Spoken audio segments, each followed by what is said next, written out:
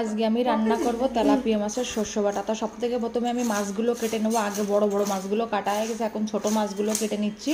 এইগুলো ছোট না, অনেক ছোট না, অল্প ছোট, মানে ওই এক একটা মাছ 500 গ্রাম মতন হয়ে যাবে। আর আগে যেগুলো কেটে নিয়েছি গাবলিতে আছে, ওইগুলো হচ্ছে প্রায় 1 কেজি মতন। দেখো ওই যে পেটের মাছ আর পিটির মাছ আলাদা করে নিতে হয়েছে আমার।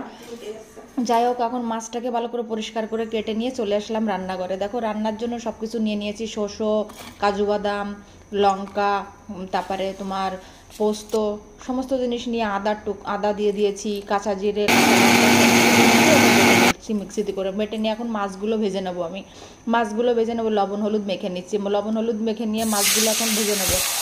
ভেজে মাছগুলো তুলে রেখে দেবো গোটা।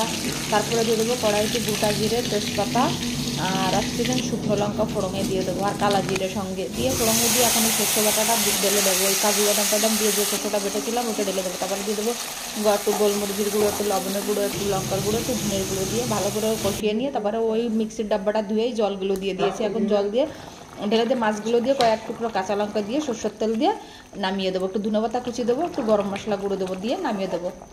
দেখো গামাখা শস্য বাটা ঝোল রেডি হয়ে গেছে, আমার রান্না কমপ্লিট। আপনাদের ভালো লাগে